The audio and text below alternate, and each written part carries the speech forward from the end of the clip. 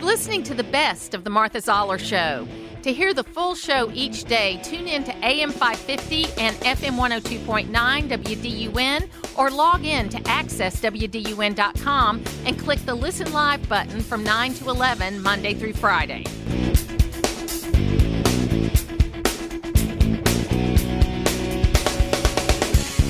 We are talking to Steve Moore. And Steve Moore, I'm trying to figure out, we're having the biggest spending spree we have seen, I'm talking by consumers, in a long time. And Black Friday and all the other things that are happening, the online is in billions, 5% increases is what the first numbers are. What's going on here? Well, did you ever see the movie Wayne's World? Yes. Remember that famous saying, party on, Wayne? Yes. This is what our country is doing, even though we have massive debts, massive $1 trillion credit card debts, even though our federal government is borrowing $2 trillion a year, we're spending and spending way beyond our means. And, it's partying on, and it's like, going on a drinking binge and then not being able to get out of bed the next morning. I worry that this is going to crash. Now, I hope I'm wrong. But you can't keep doing this, Martha. You can't keep spending more than you bring in.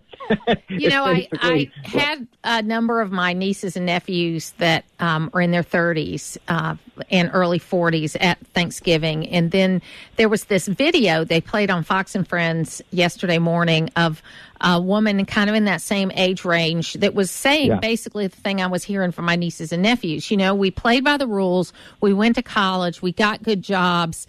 We bought houses, we did all that stuff, and now everything's so expensive that we can barely make it. I mean, it's frustrating for them, and I understand. I hear that from a lot of 20s and 30s that I mentor, that they feel like they've been sold a bill of goods. Yeah. So here's what worries me about this is, so people are racking up debt at record levels. And, debt isn't necessarily a bad thing. I mean, if you buy a house, for example, you're buying an asset, you're going to add, but when you're buying, just borrowing just to, buy ice cream and groceries and stuff, that's probably not a very smart idea. And what worries me, though, and I wonder what you think about this, Martha, is, remember what Biden did with the student loans? He basically said, we're going to forgive $1 trillion of student loans. Now, by the way, they weren't, thank God the courts and the Congress would not allow him to do that. But he did forgive, I think unconstitutionally, $150 billion of student loans. I think that a lot of Americans believe the government's going to bail out their credit cards and their mortgages. Right. And I remember the days when you used to be able to deduct your interest from your taxes. You remember that? When you can, your interest on your credit cards.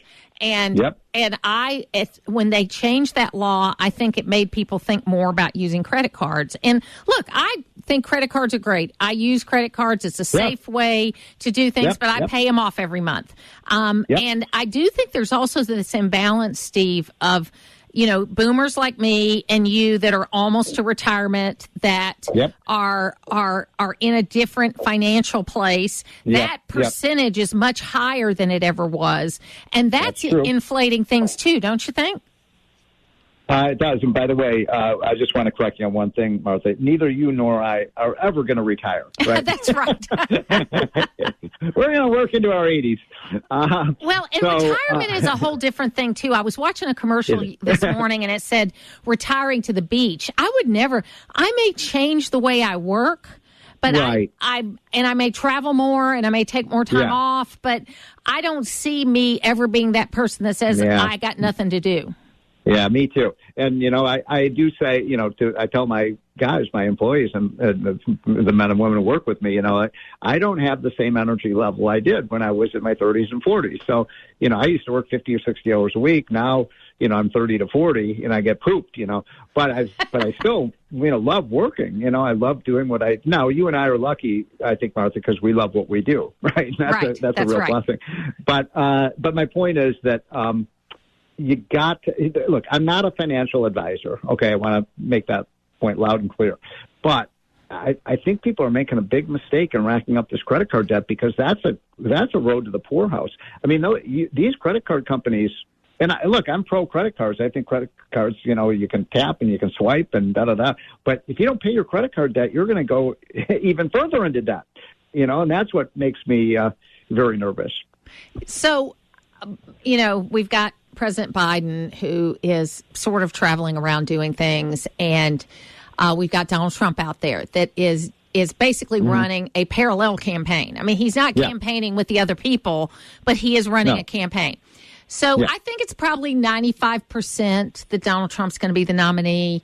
I think there is a path for someone, if they win some early states and have a showdown like Biden had 4 years ago, and that South Carolina changes anything. I think there's still a path for that.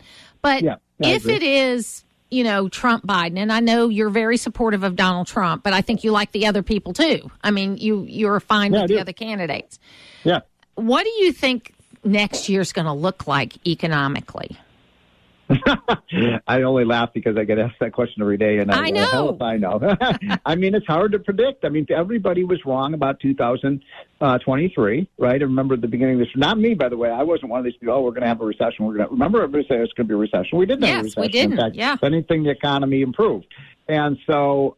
I have to say, I've been in this business 35 years. I'm a little mystified by what's going on. I mean, it feels like we're running on fumes right now, but, you never can underestimate the resiliency of this U.S. economy, the greatness of our entrepreneurs and inventors and the innovation that goes on. I mean, we are the hub of the world economy.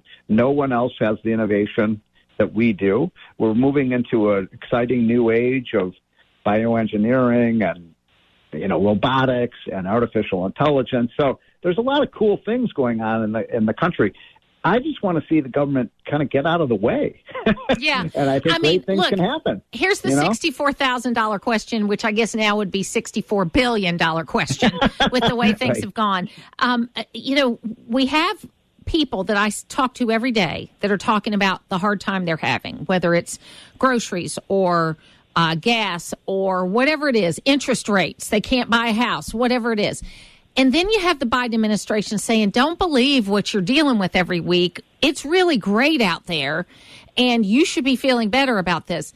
Are people going to balk at that? Are people going to actually vote their pocketbooks this time? Well, normally they do. Normally they do. Yep. And then, it's almost always the overriding issue. But I think in this instance, it won't just be the economy. It will be, what's going on in the world. And do you think America is a stronger place than it was under Trump? I certainly don't think so after what happened in Afghanistan, all the money we funneled to Iran, all the mistakes we've made with respect to Russia. So I think, the national security issues will be critical. People are unbelievably angry about what's happening at the border. We had it pretty secure, not fully secure, but pretty secure by the time Trump left office, and now it's just a joke. So obviously these issues are going to be, front and center. I'll say it again. I don't imagine. Can you imagine Joe Biden being president for 4 more years? No. I mean, really? No. And what's crazy too is that, you and I have talked about the fact that the biggest concern I had about former President Trump is he really never talks about spending. He really has spending and budgets. He doesn't really talk about that. And he doesn't. He doesn't. Thank you for agreeing with me about that, because I get people. We did put together a really good budget his first year in office. The Democrats shot it down, and then Trump just, kind of gave up on it. Did a different thing.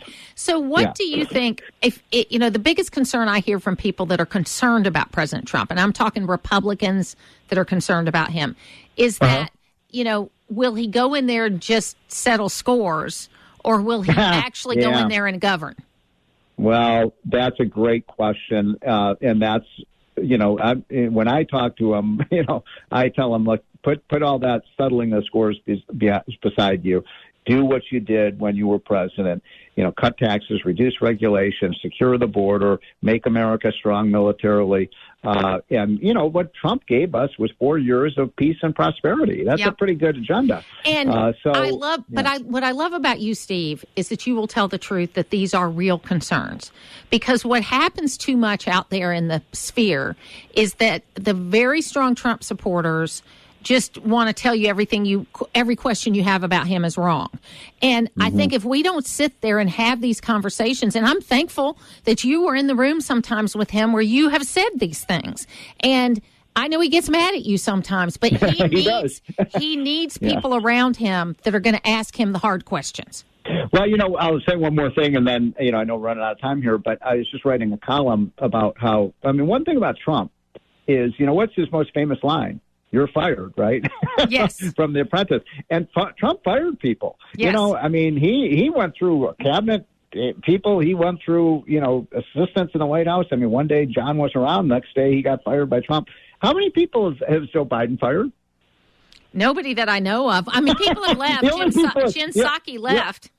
Yeah. The only people he fired were the Trump people who were, holdovers who he instantly sent, and that's his prerogative as president. But here, my point is, let's face it, this has been a completely incompetent administration, whether it was dealing with the supply chain problems, dealing with COVID, dealing with the border, dealing with Afghanistan. Somebody tell me something he's done right, and yet nobody is ever held accountable. And I kind of like that about Trump. If you don't do your job, he's going to fire you. He's going to bring in people. Well, and I tell you, we need to go one step, or it's about 50 steps further, and start shaking up these departments. Because the real problem is the embedded bureaucracy in these departments. That is the real problem. Yep, it's the deep state. It's real. And I've always said it's amazing that Trump was able to do what he did, given that 90% of the people in the government were trying to undermine what he was trying to do. No, you're right. And it was a good 4 years. I cannot deny that. Even though I'm looking at other candidates, I cannot deny. But you know what? There's going to be a big debate this week. I want everybody to tune into this. Sean Hannity is going to have on Gavin Newsom, the governor of California, against Ron DeSantis, the governor of Florida. On Thursday night. That's going to be a big deal. I think so, too. It's the red state versus blue state model. And I've been talking a little bit with the governor there, and he's got all the facts on his side. Yes. Florida is blowing away California right now. Yeah, I love they're doing that. And I know Laura Ingraham has asked for Nikki Haley and Ron DeSantis to come on her program together. But the RNC is not letting these one-on-one debates happen, but I think they'd be great. I think they should. Yep. All right, Steve Moore. You can go to Unleash Prosperity, and you can get the newsletter every day. Thank you, Martha. Have a great week. It's where North Georgia comes to talk. It's the Martha Zoller Show on AM 550 and FM 102.9 WDUN. It seems to be that season of the year that we have these very old people pass away. Of course, Rosalind Carter passed away, and her funeral was this week. The former president just looked terrible. I understand why he wanted to be there, but it was a very sad day. Lisa Wexler is here with me right now. Hey, Lisa, how are you? I'm good. And, Henry Kissinger passed away in Kent, Connecticut, which isn't too far from where I am. Yeah. He was one of those people, and they're playing this famous clip of his where he said, my story could not have happened anywhere else in the world, where a kid with my background who came from Germany to escaping Nazism, and he ends up standing beside presidents of the United States. Right. It's pretty extraordinary. He was born Heinz. But, of course, we know him as Henry. And think about the 100 years, not only that he lived through, but that he helped shape, pretty dramatically, actually. It's so funny because, sometimes X or Twitter, what it used to be called, is really a cesspool. I use it because it's a good way to get a message out and that kind of thing. But immediately after his death, some of the most horrible things were being said by people. And this ability of people, when they are sort of closeted, to be able to say really awful things is shocking. And, you can say what you want about Henry Kissinger, but he always, you always knew what he was working on, and you might not have agreed with him every time, but he was a thoughtful, brilliant person that gave his life to public service. Well, I think he's credited with inventing shuttle diplomacy. Yes. This idea of going back and forth, he probably didn't invent it, but at least in the modern world, he's created, he's credited with inventing it. He went back and forth, trying to achieve Middle East peace I didn't realize that, I really did not realize that it was he and Nixon who decided at the 11th hour to help save Israel during the 73 war by sending material and arms that I guess they desperately needed. And, but I mean, the biggest criticism of him was that in unleashing this vast bombing in Cambodia, tens of thousands of civilians were killed. And in the end, America lost the war. Saigon fell. And that was his biggest criticism, that he had to live with that decision as part of his legacy. But when he was criticized, he would very often say that the criticism was to some extent unfair because he made the best decision that he could make at that time based on the information he had. And it was interesting. I was reading that he told somebody that Ariel Sharon, the Israeli leader, hated him because in the 73 war, Kissinger would not allow Israel to destroy Egypt's Third Army, which was in the Sinai at that point. So there may have been a lot of casualties that we have no idea were avoided because of what he did when he did, which is not to say that there weren't a lot of casualties caused by it. When you're at the center of these kinds of negotiations, very often there are not good solutions. I mean, look what's happening in the Middle East right now, Martha. There aren't a lot of good solutions.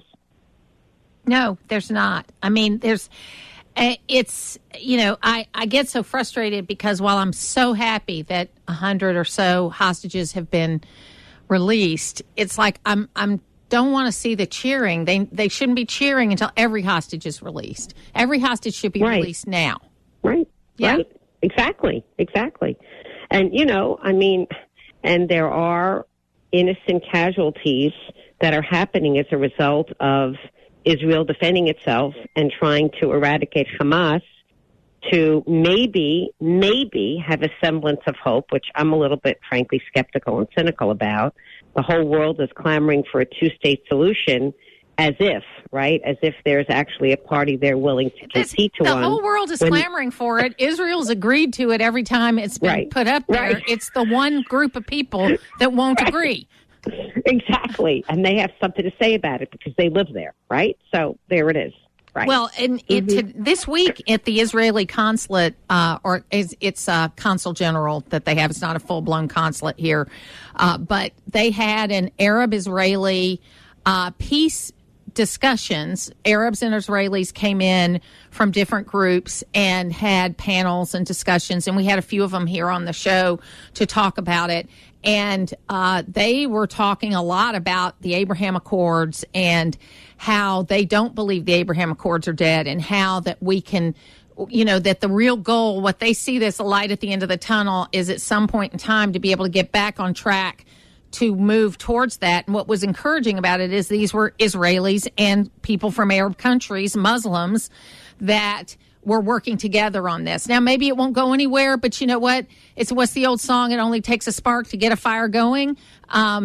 If people do what they can do within their sphere of influence, you can make changes.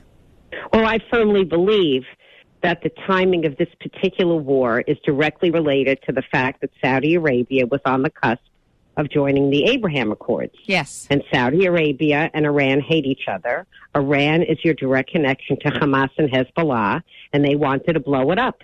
And they did temporarily blow it up. Yes. They did. Yes.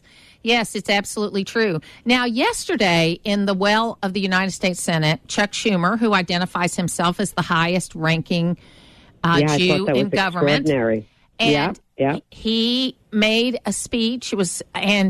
And was saying that, look, this is not a speech against Muslims. This is not a speech against groups of people, but this is a speech about the concerns that he has about the rise in anti-Semitism and what it is and what it isn't. And I thought, you know what? I'm not a big fan of Chuck Schumer, but I think he did the right thing at the right time with the platform that he had. Yeah, listen, Martha, I thank you for telling me about it. It's funny because as soon as you told me about it, I started getting all these emails from everybody sending me the speech. And so I got a chance to listen to the first 15 minutes of it. I think it was about a half hour. And I was very impressed. Of course, I was actually stunned by the statistic that 55% of all hate crimes, according to the FBI, are against Jews. Religious-based hate crimes. Yes, yeah. And we're only, 2% of the U.S. population. That's right. And 0.19% of the world population. Yeah. So it's funny because in all this noise that we've had over the weekend, I had a little downtime, and I came across this show on Netflix called Jewish Matchmaker. Have you seen it? No. Okay. So is it good? It was very good. It was done in Tel Aviv, New York, Miami, all the cities you would expect in 2021. Okay. So what was interesting about it, it was a spinoff of, they had a real successful show called Indian Matchmaker, and that's where this came from. But what I loved about it was that it showed Tel Aviv. A lot of time they spent in Tel Aviv. And what you saw was Tel Aviv is a thriving, bustling city where people are moving and shaking and getting along and moving forward. And it was just a very, it was an enjoyable thing to watch, but also in the light of what we're going through right now, you're seeing, okay, we got this one place where people are not surviving. They're poor. There's nothing. They don't have jobs, and that's Gaza and West Bank. And then you've got this other place where people are thriving. And even in the case of the guy that owns SodaStream, which is a Israeli-based company, and they had a plant in the West Bank because this guy's vision is peace, and he wanted to have some place where Palestinians would have good jobs. And it was 75% Palestinian, 25% Jew working in this company. And they wanted the PLO wanted him out of the West Bank. They didn't want him there because they didn't like the fact people were getting along and making money together. So they pushed him out. So I don't know how you deal with people that don't want to do better. That's just the hard time, the hard truth of that. Well, and you think about in 1948 when Israel began, it was all the same sand. In other words, nothing was there for any of them. So, you sort of have a starting line, right? Yeah. And it's all the sand, and it's no trees, and it's no animals, because in the British occupation, they hunted down all the animals. They're all gone. And there's nothing. And then 75 years later, you've got cotton fields, you've got extraordinary fruit, tomatoes. We can buy it on our own market from Israel.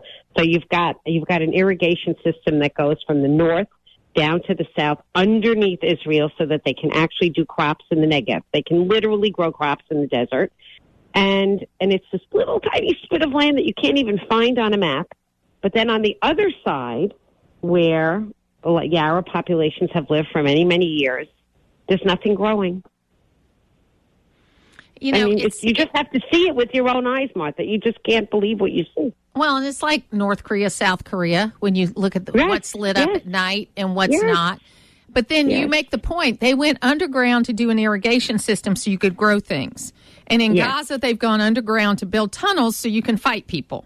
It's such a difference. But anyway, I just find it extremely frustrating. But I do think I was watching this morning, and of course they're trickling out these hostages so they can have all these extra days of ceasefire. And you had last night in New York City the lighting of the Rockefeller tree, and I'm going to end at this. And I just found it ironic that there are people that are saying pro-Palestinian, anti-Jewish things at a Christmas tree lighting. It just, you really are getting to your audience there. I'm so glad you're ending with this, Martha, because I actually wanted to ask you about this. I was speaking to my sister today. Today's her 60th birthday. Happy birthday, my sister Jill Tarrant. Big birthday for her. I just spoke to her. And she's having a big bash. And I just spoke to Jill, and we were talking about this Rockefeller Center thing. And she said to me, Lisa, do you think it wins them any friends to do something like this?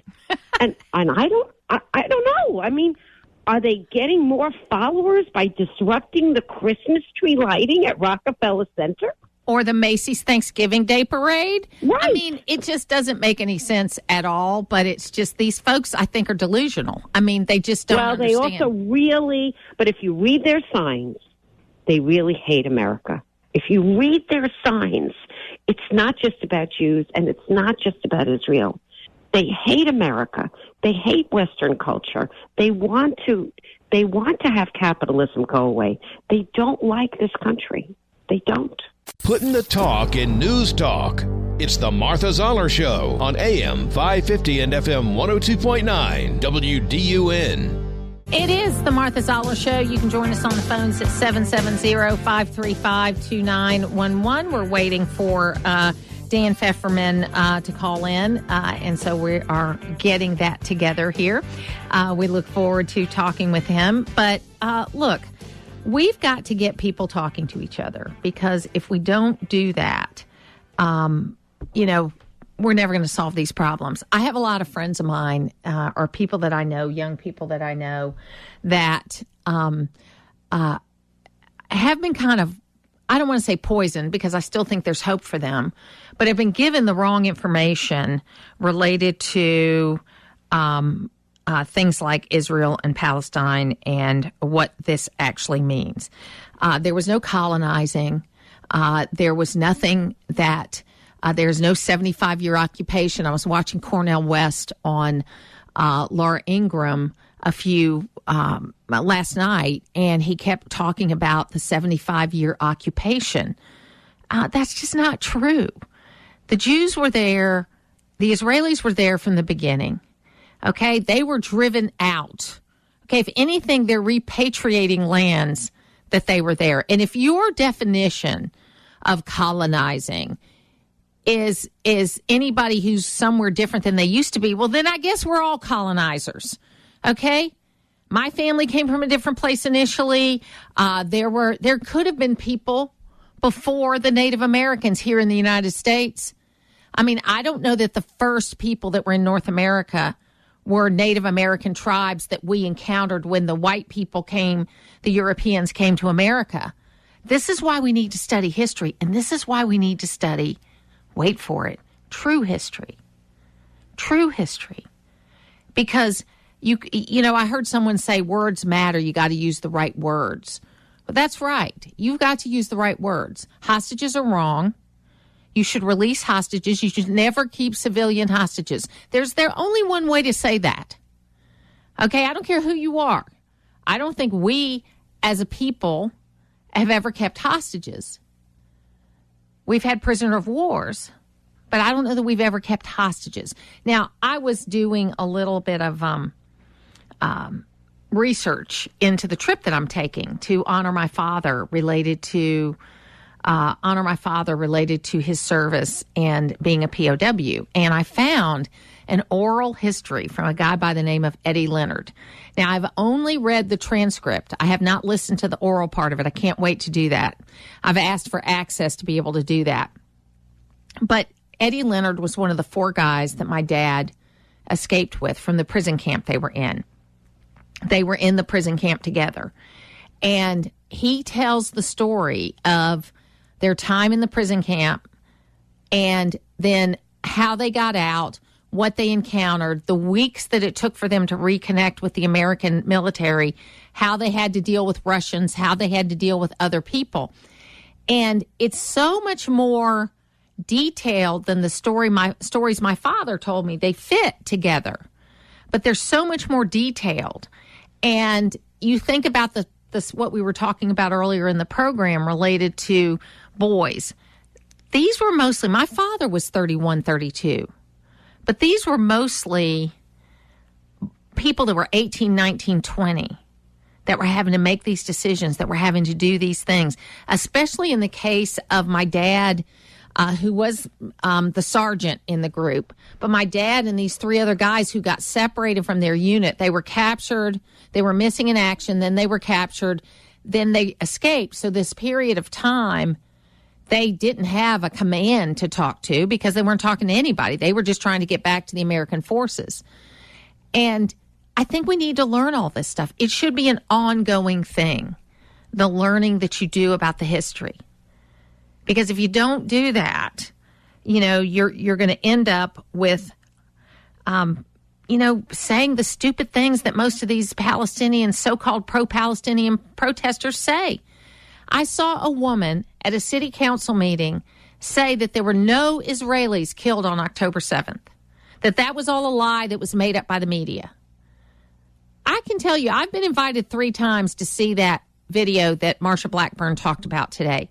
I've turned it down every time because I don't need to see it. You know what I mean? I have read some of the descriptions. I have seen some of the things, not seen it, but read the descriptions and looked at whether I wanted to put that in my brain or not.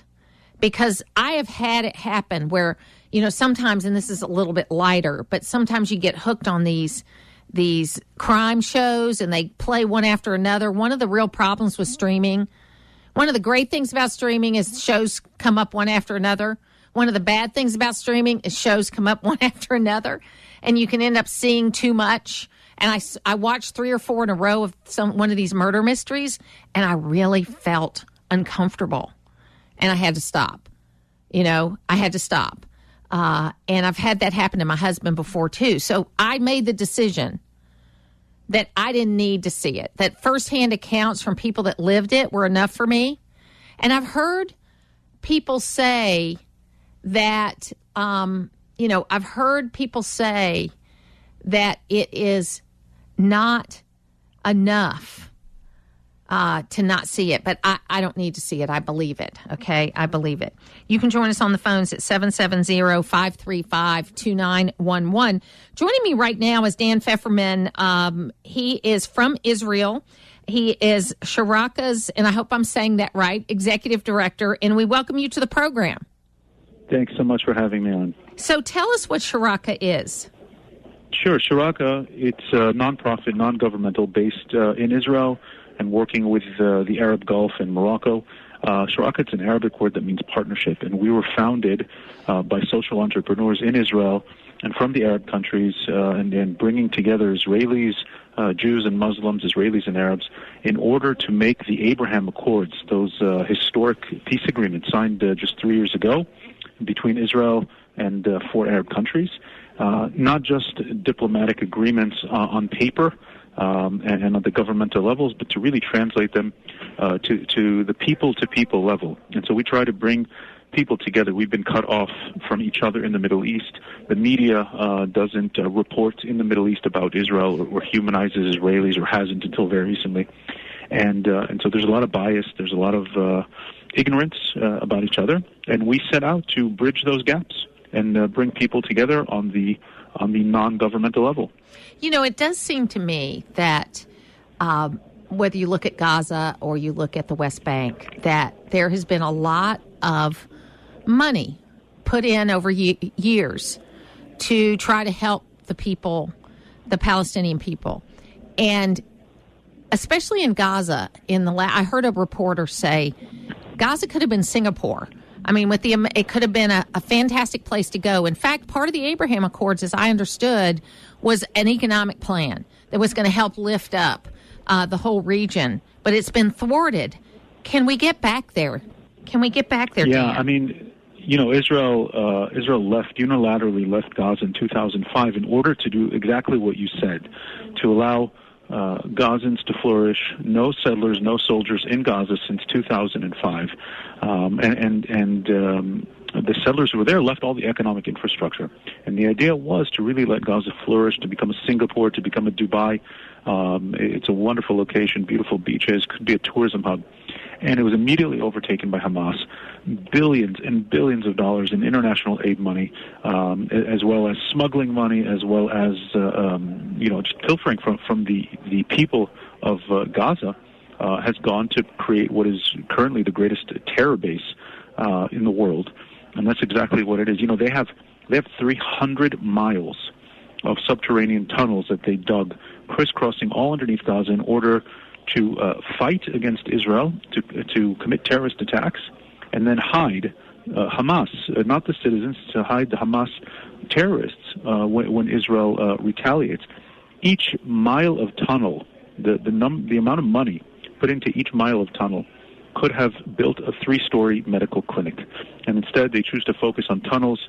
They pollute their own water system by digging into the aquifers. It's a huge mess.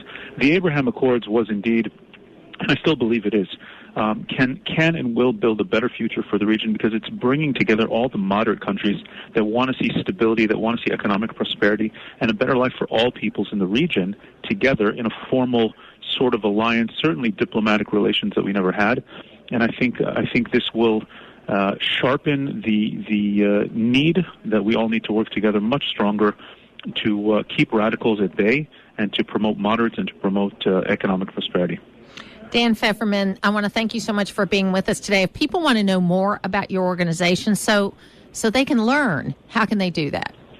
Absolutely. We have a website, Sharaka NGO, that's SHARAKA NGO.com. We're on Facebook, we're on Twitter, we're on Instagram, where our handle is Sharaka NGO. And right now we're on a speaking tour in the United States. Myself represents Israel, and we have friends from the Gulf, we have friends from Morocco, we have friends even from countries that don't have peace with Israel, and they're trying to send a message from Syria and from Lebanon and from other Arab countries. And we're going to be on a speaking tour around the United States now and in the coming months, and bringing a message to the American people that one can stand with Israel, one can stand with the people, the Palestinian people, but we should all be united against Hamas and its wicked, barbaric extremism dragging the region into war constantly. And people can check out our website and follow us online. So tell us about your involvement with Sharaka and why you're involved with Sharaka. Well, since the Abraham Accords were signed 3 years ago, that gave us a new hope in the Middle East. The instability became what we are known for in the Middle East. It's wars, it's famine, it's instability, and the relations with Israel for over 75 years has never been stable, has never been on the right track. The Abraham Accords is giving us that opportunity to do it, and there's no better time to hop on that ride and basically lead it. So the Abraham Accords, of course, also had an economic component to it that hasn't come to fruition yet. What do you think, first of all, about that? Are you hopeful that it's going to go forward again, even though you don't hear much talk from the United States about the Abraham Accords?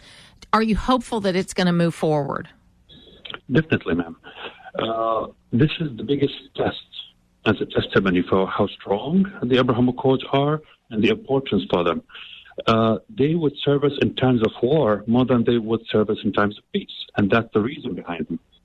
Of course, today it's slowed down, but in a couple of months maximum, when the ceasefire takes more effect, takes bigger place of the area today, it will come in bigger effect. That's for sure, with much players into it as well.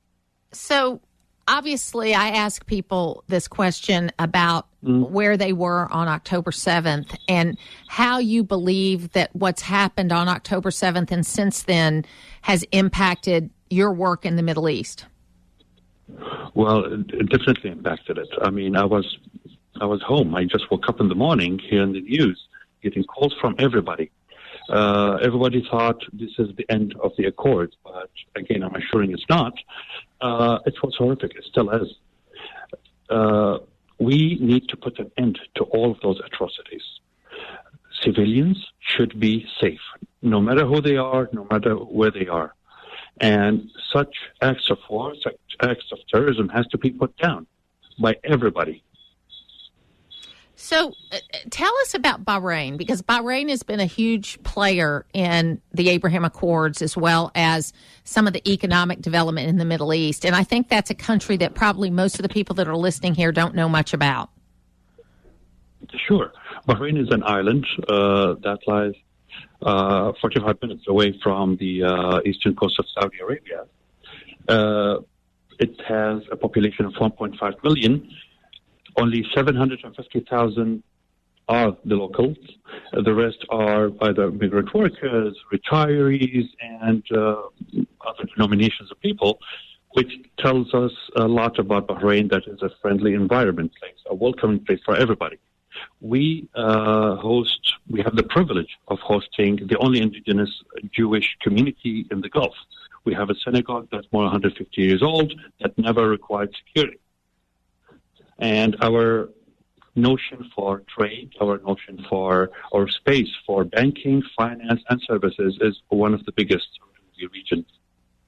So many people believe that the interview that the Crown Prince of Saudi Arabia did several weeks before October 7th, where he indicated Saudi Arabia was close to an agreement with Israel. Many people believe that while this attack on October 7th was planned for a long time, but the impetus to make it as deadly as possible came from that statement, because it seems like every time we get close, there's some horrible thing that happens that makes people rethink. Where do you think Saudi Arabia is right now on their, what are they saying publicly, but what are you also hearing that you can tell us? Of course. Well, Saudi Arabia, the new Saudi Arabia that we are witnessing today is not the Saudi Arabia of the past. Once they are determined to do something, they go for it. Now, the talks are still going on, and they are very supportive of whatever the West is doing and with Israel as well. When it comes to especially the Abraham Accords and going forward with Israel, which is going forward, but it's being slowed because of the October 7th. Now, why it was that vicious? Just a simple thing. We have to trace the money, as they say. We're talking about Hamas. Hamas today is not the Hamas of 15 years ago. Hamas today is a proxy of Iran that is managed by Hezbollah in the region. Who doesn't want this to happen? Mostly it's Iran. Why? The moment you take out the Palestinian issue out of the table, Iran basically has no purpose to survive internationally. That's all they talk about. They want to free Palestine. They want to do this. They want to do that. Take Palestine out of the equation, and you don't have anything as Iran. And this is just me looking at this from a long way away. Is that it looks to me like the Iranian government is very different than the Iranian people, but that the Iranian people are afraid. Those that are wanting a different kind of life, a different kind of connection, they're afraid of what will happen to them if they speak up.